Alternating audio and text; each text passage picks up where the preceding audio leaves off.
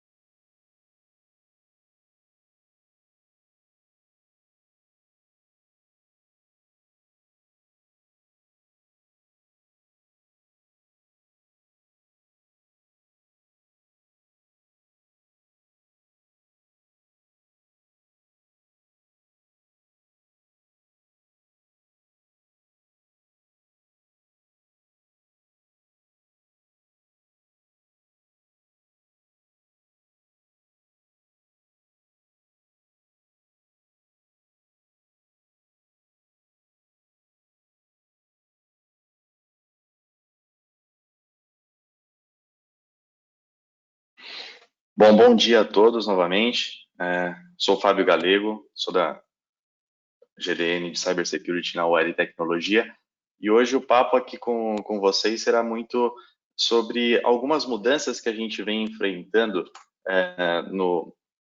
na parte de segurança, né, nesses últimos anos, né, não só falando aí em períodos de corona e tudo mais, mas o que a gente vem vendo de mudança na forma de segurança da informação nesses últimos anos.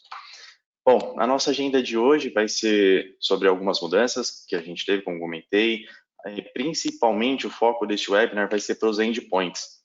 Claro que aqui a gente vai comentar um pouquinho sobre ataques a ambientes de nuvem, ataques a ambiente on-premises, enfim, de diversos tipos de ataque, mas o foco de hoje vai ser para os endpoints. Vamos fazer algumas demonstrações de alguns dos ataques, claro que existem milhares de possibilidades, mas a intenção aqui é mostrar alguns ataques comuns e até algumas curiosidades de como podem ocorrer, falar da solução que a gente está propondo para esse gerenciamento das ameaças dos endpoints, que é o SandBlast Agent, e no final mostrar para vocês aí de como deixar um link para como vocês podem testar a sua segurança sendo de casa, do escritório, do seu dispositivo móvel, enfim. Bom, vamos começar então. Bom, se a gente lembrar um pouquinho lá dos anos 2000, quando nas nossas empresas a parte de tecnologia começou realmente a aflorar um pouco mais, nós tínhamos um ambiente muito simples, praticamente todos os nossos dispositivos, todas as nossas informações estavam dentro de um escritório ou de um data center ou numa matriz, enfim, e nós tínhamos lá nossos computadores, poucos notebooks e o nosso e-mail, né, nossas aplicações, os nossos dados estavam todos dentro de casa e a gente tinha um simples roteador, um simples modem ali que a operadora entregava fazendo o papel de conexão com a internet. Bom, começaram a surgir algumas ameaças, né, ou até algumas aplicações que a gente gostaria de bloquear, ou que a gente via que era uma ameaça em si para o ambiente da empresa, e foi onde simplesmente com um firewall, né, começando aí nos anos 2000, claro que tem uma variação um pouquinho ali, mas aqui é mais só para a gente ter uma ideia, uma representação. Com o firewall, simplesmente essas ameaças, elas sumiam, né? Bom, passando os anos 2000, já crescendo ali para 2010, voltaram algumas ameaças e surgiram novas, como trojans, alguns e-mails bomba, né? Foram surgindo algumas novas ameaças e aí foi onde popularizou-se mais um antivírus. O antivírus nas máquinas, nos servidores, enfim, que trabalham e trabalhavam de uma forma tradicional baseada em assinatura. O que é isso? Um arquivo era um vírus, vinha com um vírus, era criado um novo vírus. Essas empresas elas faziam a análise desse arquivo, desse código malicioso, criavam uma assinatura, entregavam para o dispositivo, que ainda fazem, né? Estou falando no passado, mas ainda existe muito dessa forma. E a partir disso, por uma assinatura, por um hash, aquele arquivo era bloqueado e aquelas máquinas estavam protegidas. E isso por muito tempo continuou sendo muito viável. Avançando um pouquinho dos anos, essas ameaças elas cresceram em relação ao tamanho e também à complexidade, e aí a gente começou a implementar novas funções no próprio Fire, no próprio Gateway, porque era o nosso principal meio ali de entrada das informações. Então, um IPS, um Gateway antivírus, um filtro de conteúdo, um Gateway anti-spyware, um pouquinho mais um pouco mais depois de 2015, parte de Sandblast, né, de Sandbox, para fazer ameaças de dia zero, já começando uma parte de ransomware ali para 2018, 2017. E além dessa parte de segurança, nós tivemos muitas outras modificações. Por exemplo, o uso massivo de mobile, né, de celulares, de smartphones. Também tivemos uma adesão muito maior e o início de adesão à nuvem, sendo que a principal coisa que acho que a maioria das empresas moveu para a nuvem foi o seu e-mail, mas não só isso, né? Tivemos algumas outras modificações. E aí, falando dos tempos atuais, em 2020, 2019, enfim, nós tivemos a parte de trabalho de casa, de um hotel, de um café, em viagem, em trânsito, ela já vinha vindo conforme o tempo, mas agora ela se afirmou, né? E a gente sabe que agora falando de pós-pandemia, isso tende-se a ser uma realidade, né? E não mais uma tendência ou alguma coisa esporádica, mas a maioria das empresas, ou boa parte das empresas, estão avaliando esse tipo de trabalho fora do escritório aí como algo permanente. Então, com isso, a gente tem o pessoal trabalhando nesses locais, ainda talvez com antivírus tradicionais, e a gente pode ver que, na maioria dos casos, nós não vemos nenhum controle de ameaças para smartphones. Tá? Ainda hoje a gente não vê nada disso.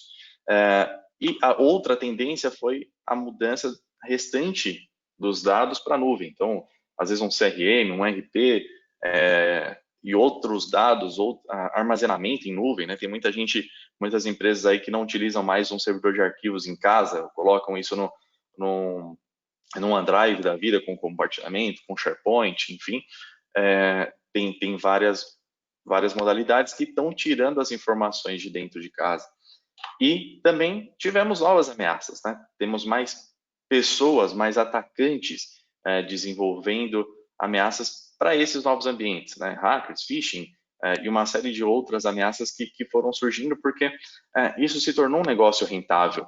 Antigamente o vírus era aquela coisinha de deixar a máquina lenta, instala um trojan, fica aparecendo propaganda, enfim. Mas agora com essas novas ameaças, essas próprias organizações criminosas estão tendo uma vantagem financeira e um incentivo, né? Quando tem a parte financeira aí, fica muito mais rentável ali para eles e muitos novos ataques surgem. E aí, quando a gente fala do nosso ambiente de casa, no hotel, ou em qualquer outro lugar, a nossa rede, ela vai estar, o nosso dispositivo, ele vai estar numa rede com outros dispositivos que você não controla. Igual era no escritório, que sempre tinha uma equipe de TI que controlava quem que pode entrar, quem que não pode entrar, os controles de acesso, o que pode ser instalado, o que não pode, isso hoje não existe mais. Você pode estar em casa e seu filho ou alguém tem um tablet, um computador, um celular, enfim, que fique baixando qualquer aplicativo, como a gente já sabe de vários aí que passam até por Google Play, enfim, e trazem códigos maliciosos aí para dentro de casa e ele está na mesma rede que o seu dispositivo. E são ameaças de dia zero, que as ameaças de dia zero são aquelas ameaças que estão iniciando hoje, que ainda não têm assinaturas, o que faz com que a proteção para esses outros dispositivos que a gente tem sejam quebradas. E um ponto interessante, né? Esse dispositivo que hoje está em casa, está num local remoto, ele vai para a empresa. E ele não vai simplesmente passando por um firewall fazendo uma inspeção, não, ele vai fisicamente. O cara levou fisicamente dentro da empresa. E aquilo, se você não tem uma proteção de dentro da rede, só tem uma proteção ali de borda, de perímetro, ele acaba quebrando a segurança desses outros dispositivos também. Então, hoje, o endpoint, que é o nosso foco atual aqui, é o elo mais fraco. E por quê? Ele está fora do perímetro de segurança, ele está fora do controle do dia a dia ali da equipe de TI, da equipe de segurança. Ele requer atualizações e patches, então surgiu um novo problema, uma nova falha descoberta no Windows, descobriu alguma falha em algum outro sistema, um Adobe Reader, enfim, qualquer coisa, precisa de atualizações e patches. E o último ponto é utilizada por humanos. A gente está suscetível a falhas, a gente está suscetível a ser enganado, a ter um discernimento incorreto de alguma ação, de algum e-mail, ou enfim, de alguma situação. O IDC ele coloca que 70% dos vazamentos com sucesso tiveram origem no endpoint, porque a gente tem que pensar no seguinte: um hacker, quando ele está tentando atacar uma empresa ou está tentando coletar alguns dados, ele vai pensar quais são as formas que ele pode chegar até aquele dado.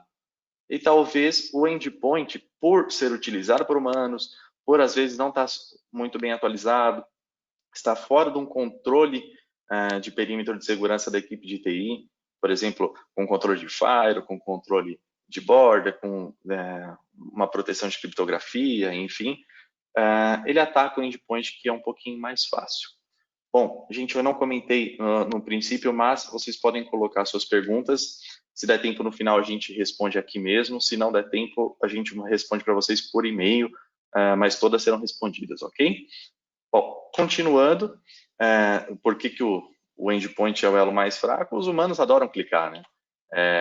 Vem um e-mail de alguém que não conhece, se você vai abrir e acha que é interessante, pelo menos dá uma olhadinha naquele e-mail. Uma pergunta interessante, né? Às vezes fazer um registro, parece que não é nada.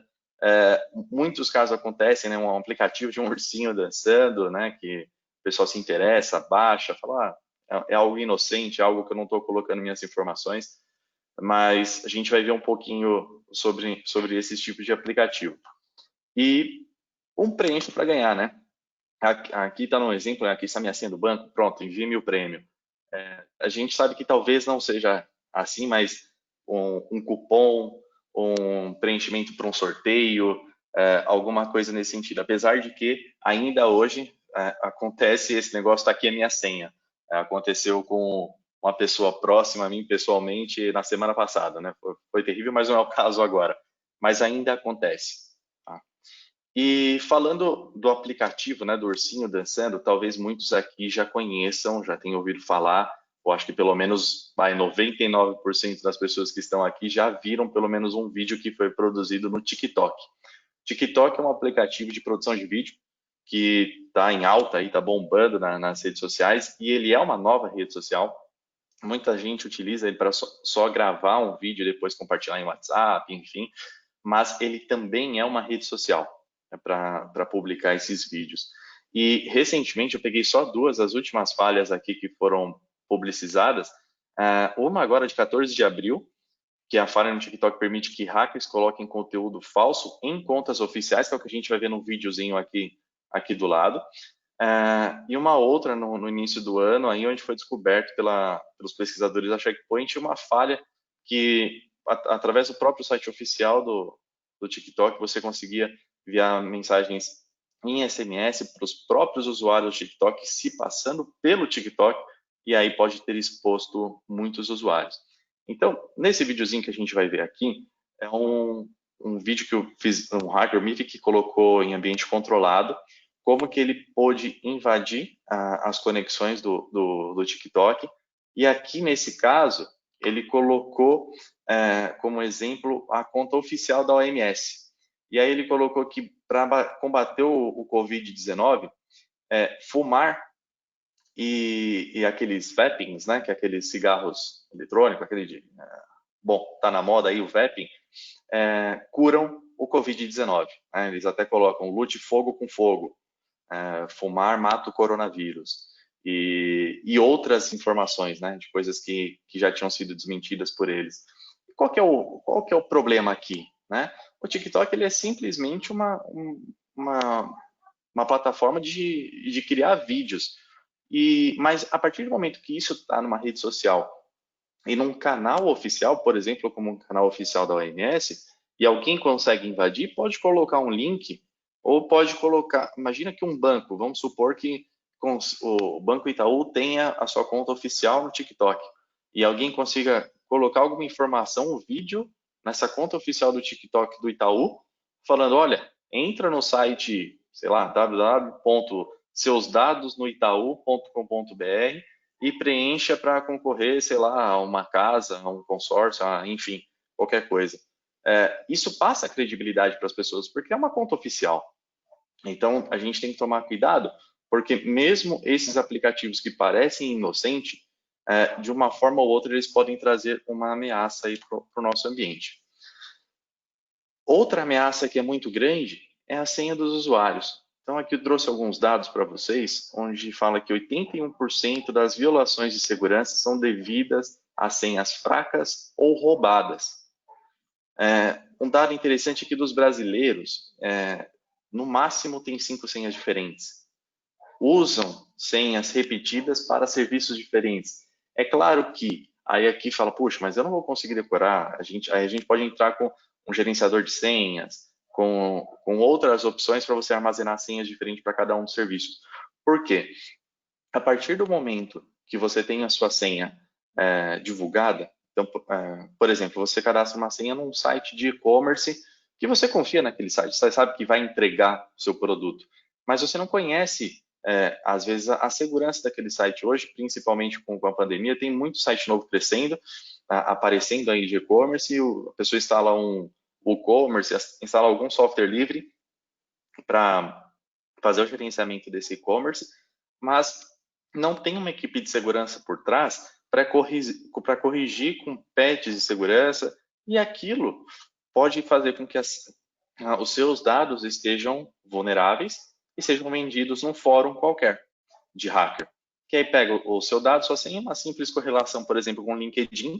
Se você utilizou naquele mesmo site de e-commerce uma senha que é corporativa, pronto, ele consegue acesso aos dados da empresa, né? E é por isso que a Microsoft coloca que 99% dos ataques hackers a contas podem ser evitados com múltiplos fatores de autenticação, tá? Múltiplo fator de autenticação é quando você coloca uma senha e depois ele pede uma outra autenticação, né? Um segundo meio aí, tá? E o Brasil, ele é um país que mais recebe ataques de phishing no mundo. Em média, mais de 21% dos brasileiros receberam mensagens de phishing. E uma das soluções que a gente propõe aqui é justamente, óbvio, tem educação dos usuários, que a gente vai comentar um pouquinho mais para frente, mas uma proteção contra phishing. Então, aqui no próximo exemplo, gravei um vídeo aqui de demonstração no ambiente de teste, onde, por exemplo, um usuário abre o e-mail dele, recebe ali um e-mail do PayPal, né? Vê até suporte@paypal.com, ok, está pedindo para eu logar e depois responder algumas questões de segurança, tudo bem, vou clicar ali. E aí clico no PayPal. Quando eu clico, se vocês separarem na URL, é paulpay.com. E aí o usuário aparentemente é ok o site, clicou. Quando clica, a própria ferramenta do SandBlast já falou, olha, esse site aqui pode estar tentando te enganar, pode ser um site de phishing. O original é assim, o que é confiável é dessa maneira. Esse aqui, o suspeito, tem essas diferenças, tá? Ele mostra para o usuário a partir do momento que ele clica e bloqueia com que o usuário, não, isso aqui não é uma mensagem, isso aqui tanto faz, vou voltar para lá. Não, fica bloqueado e o usuário não consegue digitar nenhum dado ali num site que seja de phishing, tá? Essa é uma das proteções que a gente está mostrando aqui. Outro caso que acontece bastante é a questão de antibot. O antibot, um bot, na verdade, é quando ele é instalado dentro do dispositivo do usuário e dentro desse dispositivo ele faz alguns acessos que podem transformar essa máquina tanto numa máquina robô para o hacker utilizá-la para outros ataques, ataques a terceiros, ou também para vazar informações. Isso conversando com um servidor de comando, né, o Command Control, um servidor de command control. Então, como que funciona o antibot? Primeiro, ele faz a análise ali de URLs maliciosas, IPs, padrões de redes que sejam maliciosos na nuvem, faz a inspeção do tráfego que está saindo, né, pelo antibot ali, bloqueia isso, ele verifica a extração de dados e o bloqueio de tráfego destinado ao command control e quarentena os processos maliciosos ou até pode fazer o isolamento de todo o sistema, tá? Bloqueando, tirando ele da rede, não permitindo mais com que ele fique, tá? Vou fazer uma demonstração aqui para vocês num ambiente de demo, tá?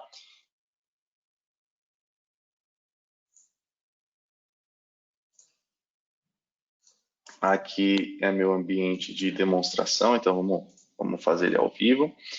Bom, aqui eu vou estar numa máquina que eu estou considerando ela como o attacker, né? Um atacante. E o que eu vou fazer? Eu vou enviar um arquivo malicioso para uma outra máquina que tem como um bot, que vai instalar lá, e aí depois vai mostrar que o antivírus, vamos dizer assim, né, pegaria depois, ou o SandBlast, ele pega essa informação, essa ameaça de um tempinho depois e bloqueia. Então, primeira coisa, a gente vai abrir aqui esse shellcode. Estou abrindo ele aqui. Aqui. O que é isso? Lembra que eu comentei com vocês que todo arquivo ele tem uma assinatura. Essa assinatura é um hash, mas eu posso modificar esse hash de um arquivo com um programinha bem simples como esse. Digito alguns caracteres novos, pronto. Ele tinha um hash que era assim, agora de outro jeito. Com isso, eu já quebraria a proteção de um antivírus tradicional, que é baseado em hash. Então, esse aqui é um hash novo. Beleza, fiz isso. Vou abrir aqui um comunicador interno, que poderia ser um Teams ou qualquer coisa assim. Estou mandando uma mensagem para a Pamela. Vou mandar esse bot. Ok. Agora eu vou lá na máquina dela. Ela tem um SandBlast rodando aqui, mas a gente criou algumas exceções para poder demonstrar aqui para vocês, porque senão, a princípio, ele já seria bloqueado antes mesmo de executar. Então, eu vou dar um accept. Foi recebido. Eu vou executar. Executei. Bom, praticamente não aconteceu nada, né? Então, para o usuário, ele a princípio acha que não é nada e depois aparece aqui a mensagem para ele: olha, uma infecção neste computador foi detectada, uma comunicação maliciosa foi bloqueada e o administrador foi notificado. Tá? A gente vai ver daqui a pouquinho como essas informações elas passam. Tá?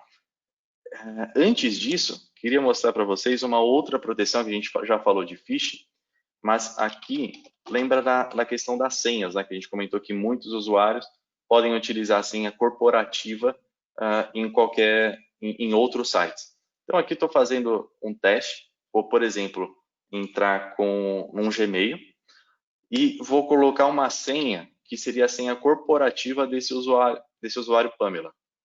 Aqui eu posso colocar qualquer e-mail para teste. Com certeza deve existir aí um andressilva@gmail.com. E aí vou colocar a minha senha do domínio. A partir do momento que eu coloco a minha senha do domínio, já vem uma mensagem no SendBlast falando que a senha corporativa foi exposta.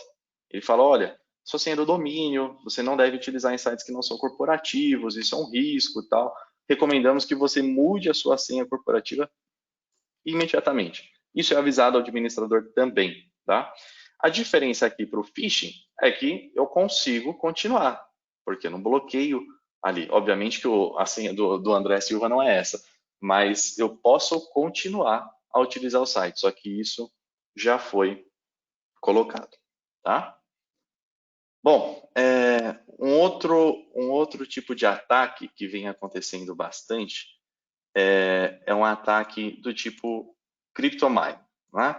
As criptomoedas elas já estiveram em mais um momento maior de alta, mas ainda existem. E uma forma com que as pessoas têm de ganhar dinheiro é minerando essas moedas. Não é o objetivo aqui falar em detalhes sobre isso, mas é um tipo de ameaça que não rouba os seus dados, mas ela deixa o seu computador muito lento e isso num servidor, no ambiente de cloud, vai te consumindo muito dinheiro. Então aqui vamos fazer um ataque de exploração. Estou mandando um e-mail, como se fosse uma confirmação de hospedagem, com um arquivo Word anexo, pedindo para conferir aqui e mando. Mandei esse e-mail, legal, estou na máquina do atacante. Agora eu vou numa máquina de um usuário que não tem nenhuma proteção, tá? Esse usuário aqui, ele não tem nenhuma proteção. Vou abrir o e-mail. Opa, ele recebeu aqui. Bom, aquele mesmo e-mail que a gente falou, está pedindo para conferir os dados em anexo. Vou abrir o Word. Ele abriu. Bom, confirmação de voo, tá? Obrigado por escolher. Às vezes aqui é uma informação com que esteja errada ou talvez esteja certa. Enfim, obviamente aqui é um ataque de phishing, então essa informação estaria errada. Então ele pode até responder essa mensagem ou não. Enfim, falar, isso aqui foi um e-mail errado, alguma coisa assim. Não viu nada, né? Se a gente abrir, aqui eu tenho esse Proxy Explorer, que é como se fosse um task manager, né? Um gerenciador de tarefas. Aí. E a gente vê aqui o que está acontecendo. Puxa, olha esse processo. Está ocupando 29% da minha CPU. Ah, mas deve ser um processo correto, né? O Windows Update ele realmente ocupa bastante do processamento. Mas olha só que legal.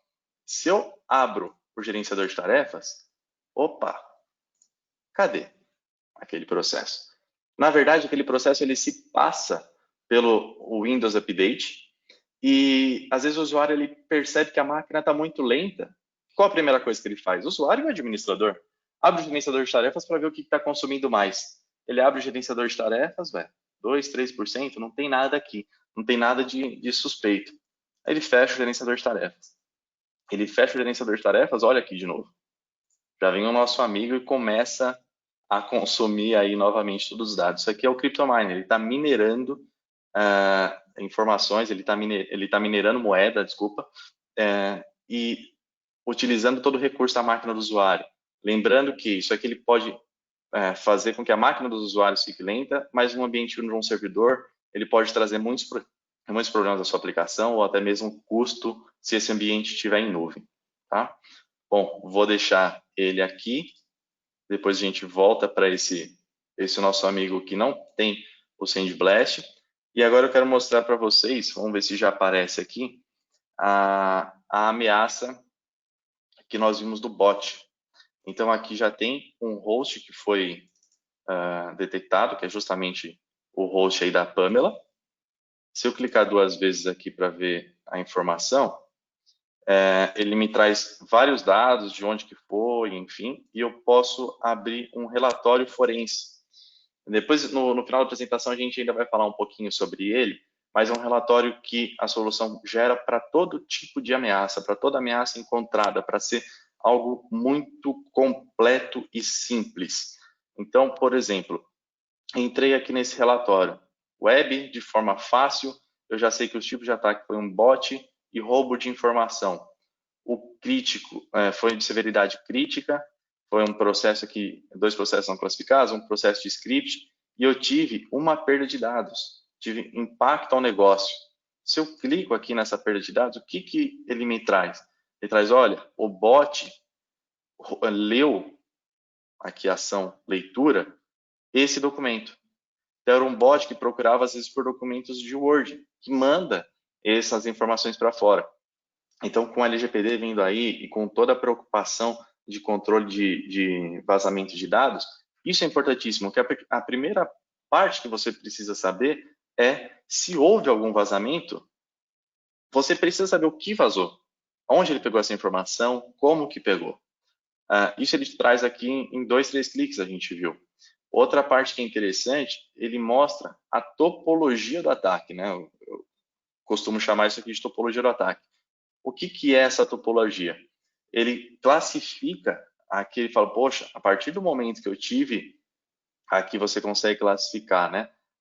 Onde que teve impacto ao negócio? Foi justamente nesse ponto. Ele reconstrói de onde que partiu. Então, ele fala, opa, aqui teve o vazamento. Da onde que veio? O bot executor, bot XZ. De onde que o bot XZ veio?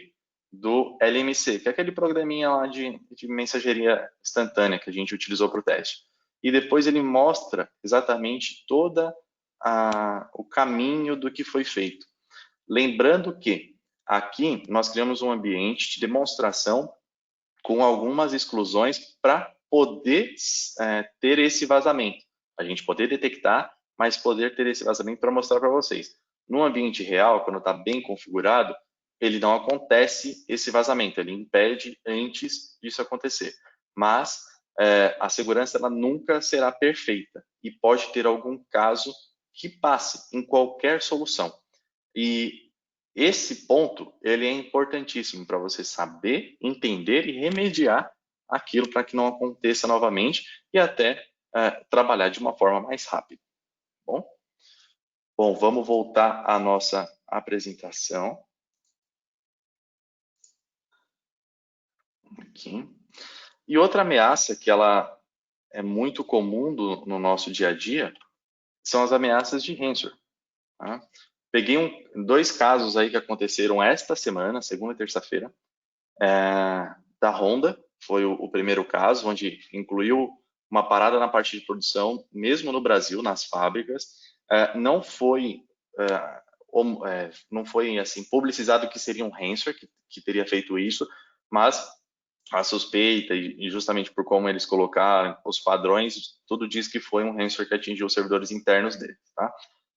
Até porque foi uma suspeita, né? O porta-voz da empresa disse, a Honda suspeita que o ransomware atingiu os servidores internos da empresa. E outro caso também foi a Avon. Tá? Isso surgiu nesta semana que tiveram incidentes cibernéticos. E aqui eles recomendaram, teve alguns casos aqui, que a Honda mesmo recomendou com que nenhum usuário conecte de VPN, que esteja em casa, não conecte na rede, porque isso pode se espalhar. Ainda não sabem por onde veio. Como que o anti-ransomware funciona? Né? A gente avalia e previne contra as variantes que já existem, porque, lembrando naquela topologia do ataque, muitas dessas variantes são parecidas, eles modificam um ponto ou outro, como a gente fez com o bot. E trabalhe com as ameaças de dia zero. E facilmente você pode segurar e recuperar os dados encriptados. Então, os passos são, por exemplo, a execução, a análise comportamental, o anti-ransomware ele está funcionando, ele fica monitorando constantemente um comportamento específico de alguma aplicação, de toda aplicação que você abre. A partir do momento de uma detecção, ele começa uma análise forense, para analisar os detalhes do ataque. o que aquele arquivo está fazendo, o que aquele programa está fazendo. Está criptografando dados, está lendo, está numa sequência muito rápida, enfim, ele vê o comportamento. A partir do momento que ele é detectado, ele quarentena e para todos esses elementos do ataque. Quando ele está executando, ele já faz backups de curto prazo dos arquivos. Para quê? Para que quando ele não conseguiu já detectar antes do ransomware começar a agir, a maioria dos casos ele para o ransomware antes dele agir. Porém, pode acontecer de um ransomware conseguir agir e já criptografar alguns dados antes do anti-ransomware perceber. Quando isso acontece, ele simplesmente usa esses backups que já tinham de curto prazo, já quarentenou e parou os elementos do ataque e recupera os arquivos gravados aí do snapshot, tá? Então, vou voltar no nosso ambiente de demonstração para mostrar para vocês um ataque de ransomware aí, como que ele pode acontecer, tá? Bom, aqui eu estou no servidor, deixa eu entrar no nosso bad user, que não tem nenhuma proteção. Aqui, talvez possa demorar um pouquinho para o ransomware criptografar tudo, tá? Então, estou entrando, é um ransomware que se usa de uma falha do Internet Explorer. Basicamente, eu só entrei nessa página, não estou clicando em mais nada, e ele abriu uma outra, né? Bom, não apareceu mais nenhuma informação aqui para o usuário fecha, aqui, e aí eu vou abrir esse aqui para vocês. Olha aqui o que já está acontecendo. Ele está começando a criptografar todos os arquivos. Talvez alguns de vocês tenham até arrepios de ver essa extensão, né, que é o WannaCry, que prejudicou tantas empresas aí quando ele foi lançado, né? E aqui, se a gente for vendo, ó, ele está criptografando todos. Se eu tentar abrir ainda algum arquivo de imagem, ó, eu já não consigo ver. E a partir de um determinado momento, quando ele terminar aqui, se a gente não tivesse aberto esse Windows Explorer para ver esses arquivos, para demonstrar, você talvez não teria nem percebido do que está acontecendo. A máquina continua trabalhando, eu não tenho nenhuma outra informação. Aqui eu posso fechar, posso minimizar, posso fazer o que quiser nessa máquina, e eu não tenho nenhuma outra informação aqui rodando. Daqui a pouco, porque ele vai criptografar todos os arquivos da máquina, vocês podem ver que aqueles arquivos que já tinham, que ainda eram, tinha a imagem, tinha como se fosse o nome do arquivo, mas a gente não estava conseguindo abrir, já sumiram. Nesse processo, ele está criptografando todos os dados, removendo os dados antigos, os dados que eram reais, que não estavam criptografados, e a partir do momento que ele termina de fazer todo esse processo, ele vai aparecer aquela telinha para nós de, olha, o seu computador foi infectado, você tem X horas aí para fazer um depósito, para pagar via Bitcoin, está aqui todas as informações, se tiver alguma dúvida, entre em contato conosco, né? É basicamente isso com que ele faz. Vamos aguardar mais uns minutinhos aqui. Se ele não aparecer, a gente continua a apresentação e depois eu volto aqui para vocês, tá? Porque esse processo, como eu comentei, ele vai criptografar todos os arquivos primordiais de informação que estão dentro deste computador, tá? Tem um pouco de informações aqui, ele vai começar a fazer esse processo. Bom, lembrando que aqui foi uma falha utilizada pelo próprio Internet Explorer, mas existem diversas outras vulnerabilidades que a gente pode trabalhar. Uma de Internet Explorer, escaloramento de usuário, um arquivo, alguma coisa que foi enviada para algum usuário, um clique, alguma coisa. Vocês viram que simplesmente de eu abrir um site, abrir um site, não cliquei em mais nenhum lugar, aquele site que pode ser um site real que foi invadido e que colocaram um código malicioso ali para rodar, ele gerou essa ameaça toda aqui, tá? Vamos dar mais um minutinho. Se ele não aparecer aqui, a gente já vê. Mas o princípio vocês já viram que tá todos os arquivos criptografados aqui.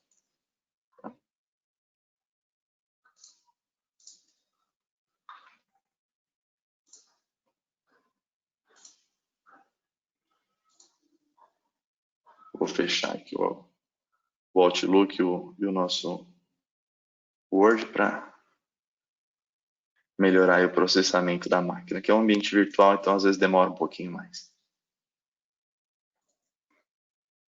Bom, voltaremos daqui a pouquinho para vocês verem aquela fatídica mensagem.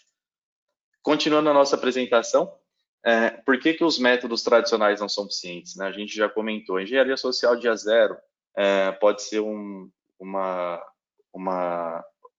simples informação ali que foi encaminhada que foi mandada via rede social, que foi encaminhada para alguém via mensagem, via WhatsApp. Muita gente usa WhatsApp Web, clica naquele link, abre, está dentro da máquina da empresa.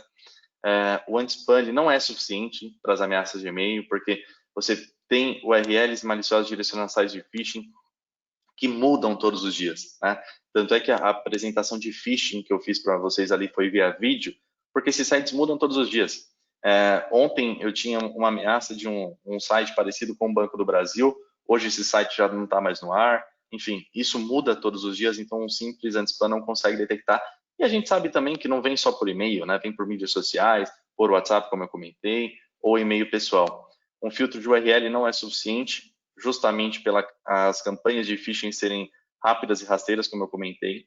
E para detectar as mais recentes campanhas é necessário um dinamismo ou a inspeção do acesso em tempo real, como foi a questão do phishing, de bloquear ali quando clicou, quando o usuário clica para digitar, como a gente fez na demonstração do PayPal. Bom, o endpoint ele pode ser o nosso elo mais forte, a gente precisa com que ele seja um elo muito forte. Como isso? Com análise comportamental, visibilidade forense, a segurança no dispositivo, interação de aprendizagem com o usuário. O próprio sistema aprende com o usuário e aqui também vai um ponto muito importante, o treinamento dos usuários. Os usuários precisam estar conhecendo. Sem eles estarem do nosso lado, a gente está sempre remando contra a maré. E quando estiverem buscando uma solução de endpoint, ela precisa reduzir a superfície de ataque, prevenir antes da execução, proteção em tempo de execução, conter e remediar, entender e responder. É importante, principalmente esses últimos dois pontos, é um grande diferencial. Você entender como que aquilo foi feito para a equipe ter uma resposta e ser rápida. A pior coisa, surgiu um ransomware, você não sabe por onde ele entrou, você não sabe por onde ele andou na empresa, por quais foram os dispositivos, o que você faz para remediar, como que aquilo veio. E aqui, como que funciona a prevenção do dia zero? Com a solução do SandBlast, ele inspeciona tanto de forma remota, mandando os arquivos para a nuvem, ele faz uma validação lá, uma emulação, e essa emulação ela pode ser em minutos, né? Que é aquela coisa, manda um arquivo, executo, vejo se está acontecendo algum comportamento estranho, mas também eu tenho a possibilidade de extração de ameaças. Então, vamos supor, naquele e-mail que a gente recebeu lá de confirmação de hospedagem, aquilo tinha uma macro embutida.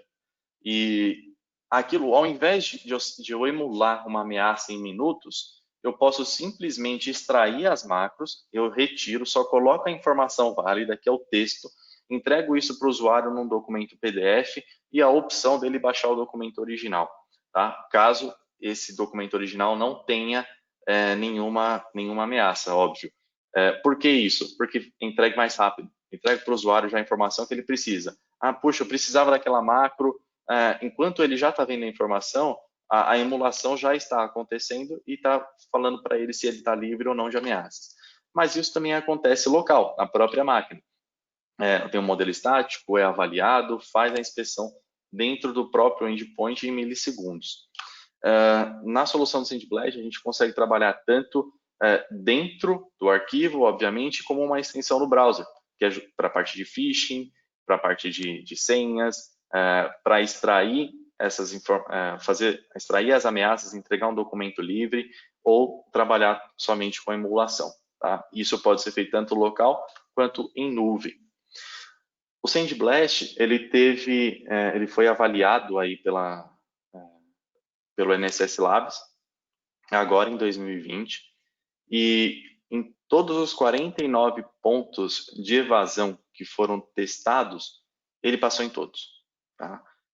Então, de 49 em 49 possíveis, ele teve a taxa de resistência à evasão, 100% de proteção, não entregou nenhum falso positivo e a nota de desempenho é excelente. A gente sabe que qualquer coisa que você coloque numa máquina, num hardware, alguma coisa ali para o usuário que diminua a performance da máquina, aquilo atrapalha muito a execução do trabalho no dia a dia.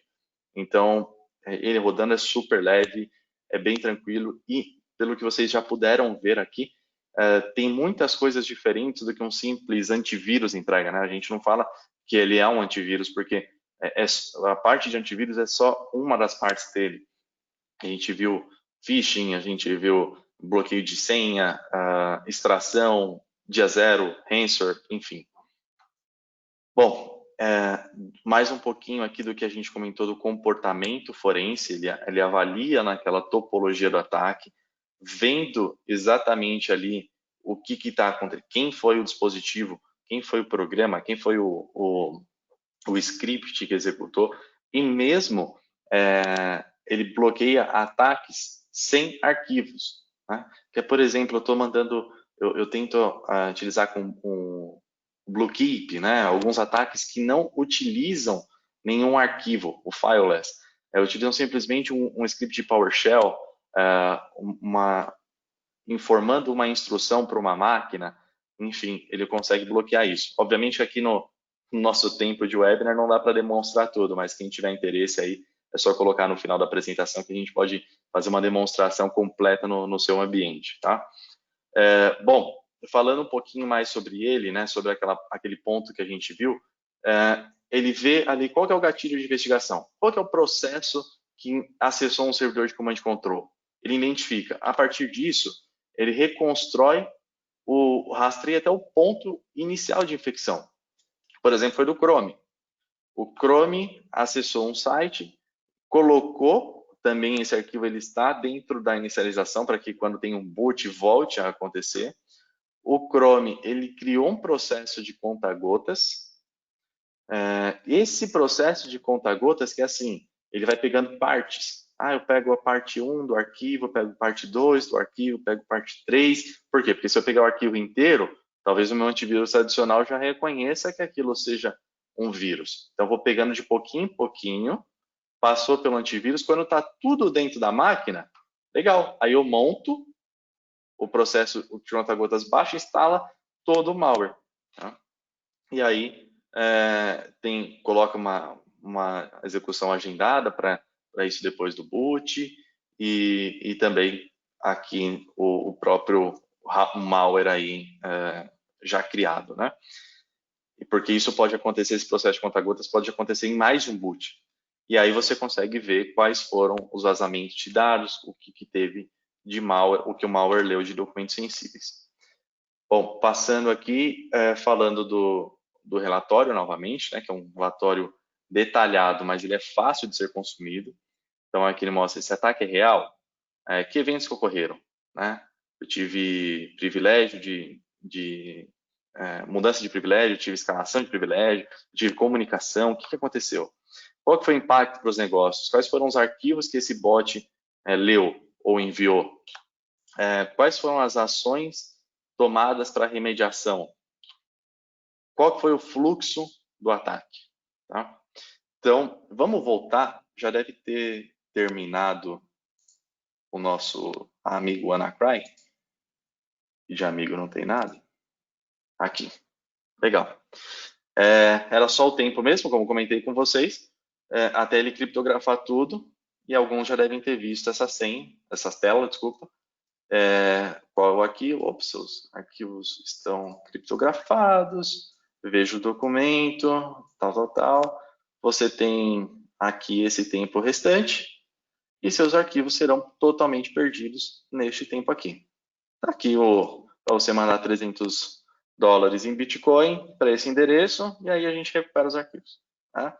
É claro que aqui a gente demonstrou, como eu comentei para vocês, numa máquina que não tem o SandBlast instalado.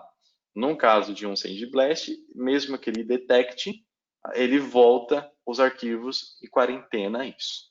Tá? Um outro ponto interessante aqui no relatório, quando a gente falou de escalação de privilégio, o que ele fez, a gente vem aqui na parte do overview, ele mostra a tabela do Mitre Attack, né, a matrix do Mitre Attack, que muitos aí talvez já conheçam. Quem não conhece, recomenda, é bem interessante, é um framework, vamos dizer assim, onde ele fala de algumas coisas que podem acontecer. Então, acesso credencial, Bash Store, Brute Force, né, força bruta, credenciais roubados de um web browser, nos arquivos, em registro, enfim. Aqui são todos os pontos que nós precisamos cuidar de segurança, segundo eles aqui. E aqui a própria solução ela traz o que esta ameaça acessou. Então teve teve injeção em processo, agendou tarefas, teve modificação de registro, né, startup aqui, acionou um software de terceiro, veio de um software de terceiro, teve movimento lateral, enfim, ele te mostra tudo para uma análise mais completa aí do ataque e da remediação. Tá? Voltarei aqui para a nossa apresentação.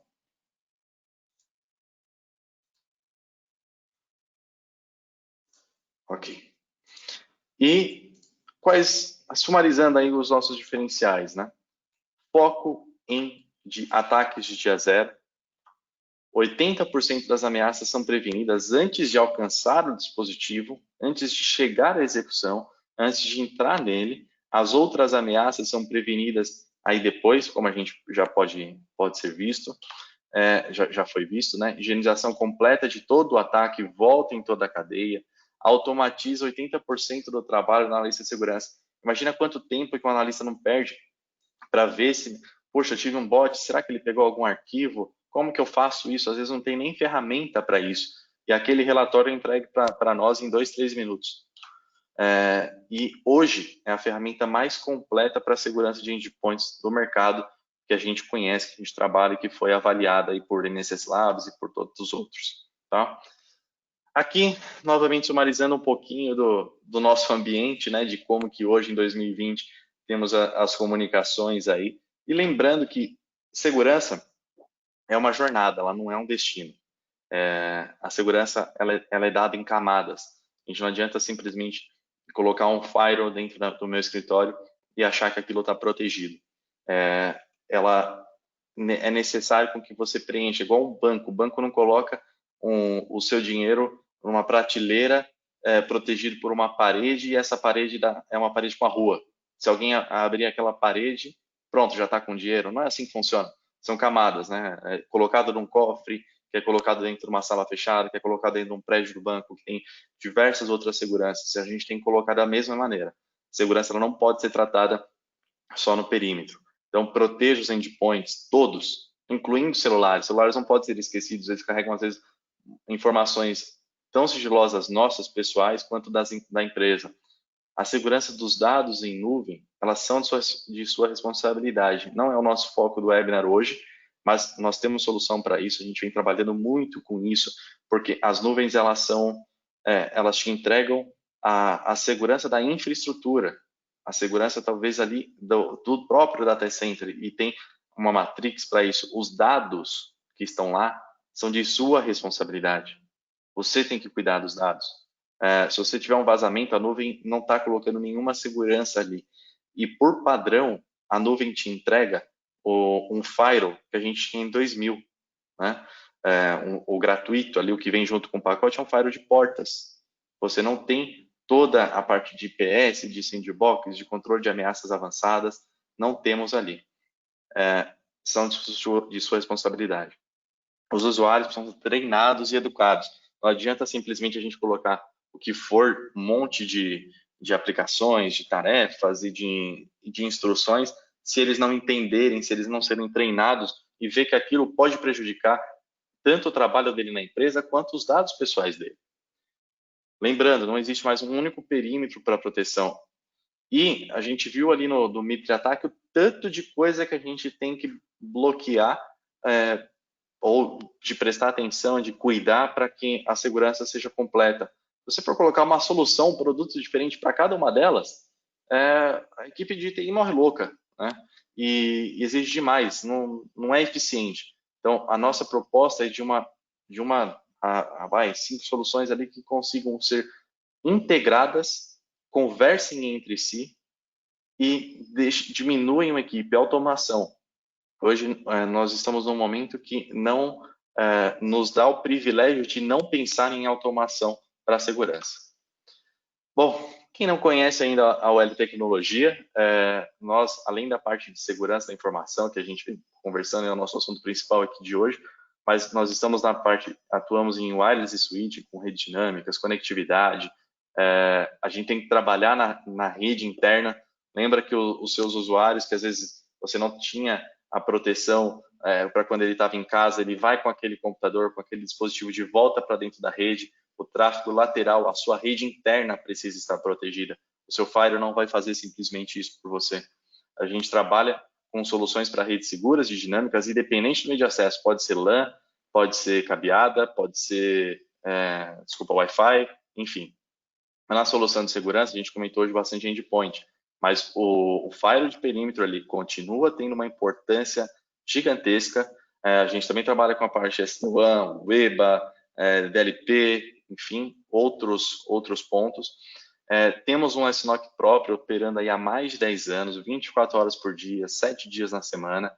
Temos a parte de serviços profissionais que estão aí, mas também com consultoria para LGPD, avaliando todos os processos, conhecendo aí de como que é a entrada dos dados, enfim, armazenamento, enfim, podem procurar a gente para isso, e a parte de comunicações unificadas. Alguns dos nossos números e os principais parceiros aí que a gente trabalha. Aqui eu, como comentei para vocês, como vocês podem testar o seu dispositivo. Isso aqui pode ser testado tanto o seu celular, a sua rede, o seu computador, ou a rede do escritório, enfim, quem tiver com o celular aí, só apontar a câmera para a tela, ou vocês podem acessar no nosso site, www.l-tecnologia.com.br, no canto direito, ali no meio da tela, vai ter um íconezinho que vai te levar para o Check-me. E caso vocês permitam, né, aqui a gente se preocupa muito com a preservação dos seus dados e com o que você quer. Então, caso você permita, quando estiver fazendo o check-me, coloca os seus dados ali. Se não quiser, não precisa. Mas se você colocar, a gente pode entrar em contato com você para explicar um pouquinho do seu ambiente, falar um pouquinho de se teve alguma falha, o que aquela falha representa e qual que é o seu, qual que é a forma que você pode ter para recuperar, explicar um pouquinho melhor, né? Como que aquilo pode ser tratado, como que aquilo pode ser prevenido, tá bom? Bom, por hoje era isso, a intenção, acabei aí bem em cima do tempo, então as perguntas que tiveram aqui a gente vai responder de forma individual, tá bom? Para cada um. Bom, acredito que seja isso. No final aqui do webinar tem uma pesquisa super rápida, não vai te levar mais de 1 minuto, é muito importante para nós. Se você teve interesse, se você achou legal, quer conversar sobre isso, manda uma mensagem para nós, estamos aí, a gente bate um papo, pode ser feito tudo remoto, a gerência pode ser em nuvem, enfim, a gente está pronto aí para o que vocês precisarem, ajudando vocês a ter um ambiente cada vez mais seguro. Lembrando que essa é uma solução para um ambiente que nós estamos muito precisando agora em ambiente de pandemia, de coronavírus, mas com que ela continua sendo igualmente importante depois desse período. Não é algo para que seja simplesmente uma coisa para resolver temporária da pandemia. A proteção do endpoint, ela é necessária e ela continuará sendo necessária. Bom, essa era a mensagem de hoje. Espero que vocês tenham aprendido, que tenha sido proveitoso para vocês aí essa 1 hora. E fiquem seguros e até a próxima. Obrigado.